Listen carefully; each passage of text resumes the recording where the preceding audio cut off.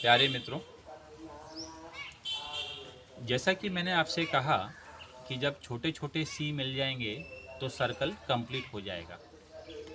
हम सबके साधन सीमित हैं। किसी के पास ज्ञान है, किसी के पास अनुभव है, किसी के पास पैसा है, किसी के पास संपत्ति है, किसी के पास नेटवर्क है, किसी के पास नेटवर्थ है। हाँ, और हम चाहते हैं कि सबके पास सुख शांति समृद्धि हो। तो परस्पर सहयोग होना चाहिए। एक राष्ट्र, एक व्यवस्था, सुंदर व्यवस्था, मिलजुल के काम करें। मैं हमेशा से कहता रहा हूँ कि टीम वर्क, टीम का मतलब होता है टुगेदर एवरीवन अचीव्स मोर।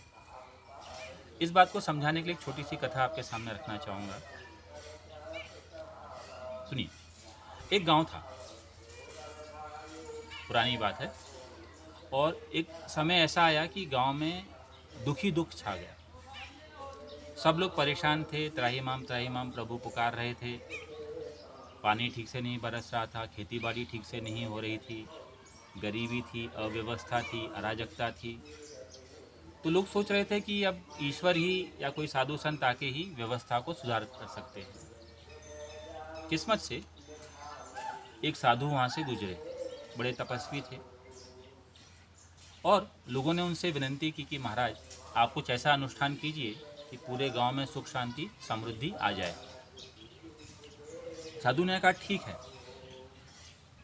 अब समझिए बात को मैं क्या कहना चाह रहा हूँ। एक होता है व्यक्ति का प्रारब्ध, एक होता है सामाजिक प्रारब्ध। ठीक है, इस बात को समझिए। तो साधु ने कहा कि ठीक है, मैं अनुष्ठान कर देता हूँ और पूरे गांव में सुख शांति समृद्धि आ जाएगी, गरीबी दूर हो जाएगी, अशांति अराजकता दूर हो जाएगी, बड़ी सुंदर व्यवस्था हो जाएगी। लेकिन आप लोगों को एक छोटा सा सहयोग करना पड़ेगा। सब लोग बोले बिल्कुल, जैसा आप आदेश करेंगे वैसा ही होगा। साधु ने कहा, रात के ठीक 12 बजे के बाद, जब अंधेरा हो, कोई आपको देख ना रहा हो, तो गांव के बाहर तालाब के किनारे एक शिवजी का मंदिर है। वहाँ पर एक छोटी सी हौदी है जो खाली है, सूखी है। आपने क्या करना है, सिर्फ एक ग्लास दूध या एक लोटा दूध रात में आना, कोई आपको देख ना पाए, और उस हौदी में डाल देना। सभी लोग, जब गांव के लोग दूध डालेंगे तो सुबह तक हौदी दूध से लबालब भर जाएगी।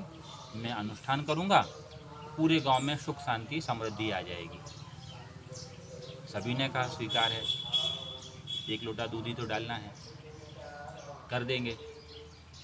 अब रात में जब लोग आए तो उन्होंने सोचा कि यार, जब सभी लोग दूध डाल रहे हैं और हम एक लोटा ग्लास पानी डाल देंगे, किसको पता पड़ेगा। पहला व्यक्ति गया तो उसने एक लोटा पानी डाल दिया, दूसरा गया, उसने भी सोचा किसको पता पड़ेगा, उसने भी एक लोटा पानी डाल दिया। एक एक करके गांव के लोग जाते गए, और जब सुबह साधु महाराज आए कि अनुष्ठान करेंगे, गांव में सुख शांति समृद्धि आ जाएगी, देखा तो पूरी की पूरी जो हौदी थी वो पानी से लबालब भरी है, एक बूंद दूध का नहीं था उसमें। अब आप मुझे एक बात बताइए, क्या बुद्धि थी गांव के लोगों में। तो साधु ने कहा, भाई मैं अनुष्ठान कर देता जैसा आप लोगों ने कहा था, सुख शांति समृद्धि पूरे गांव में आ जाती।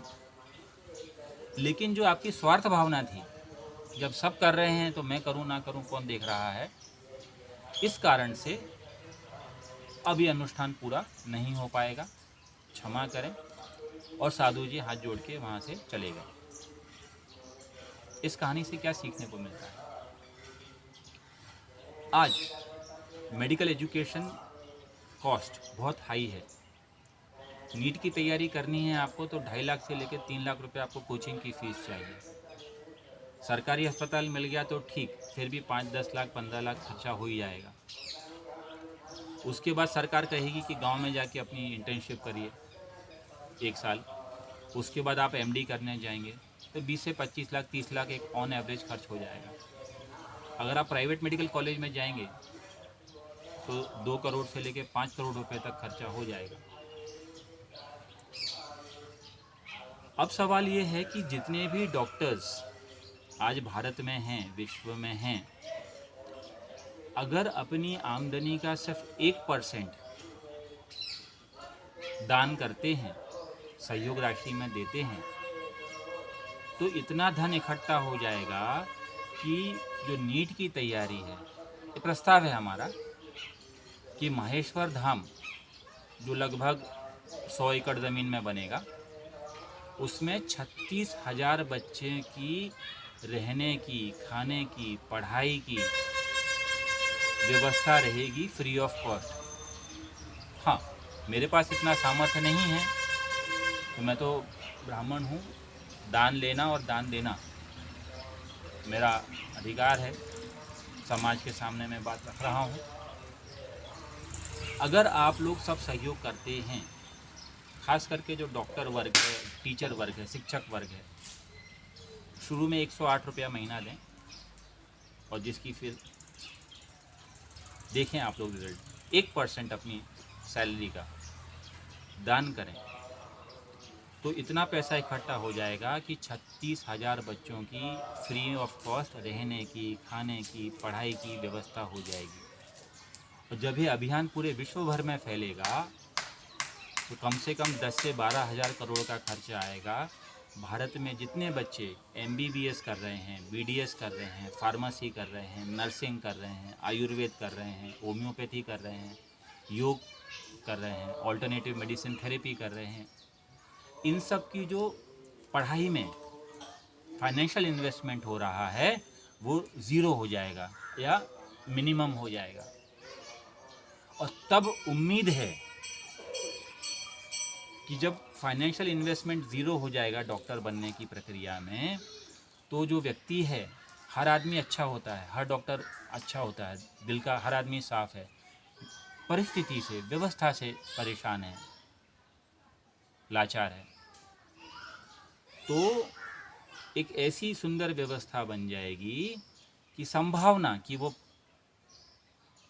अपने इन्वेस्टमेंट रिकवरी की सोचने की बजाय पेशेंट की हेल्थ रिकवरी के बारे में सोचेगा।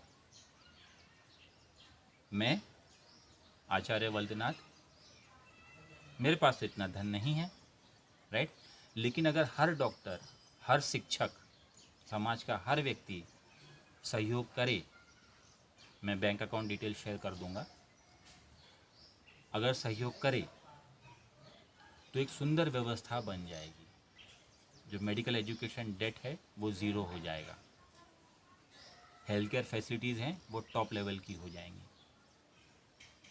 तो जो मैंने आपको कहानी बताई साधु की, राइट, उम्मीद है कि आप लोग समझेंगे, राइट, और अपना ज्ञान, अपना अनुभव साझा करेंगे और इसको अच्छे से अच्छे कैसे बना सकें उसमें आप अपना मार्गदर्शन और सहयोग करेंगे। मैं आचार्य वल्दनाथ, माहेश्वर धाम, आर्यवर्त।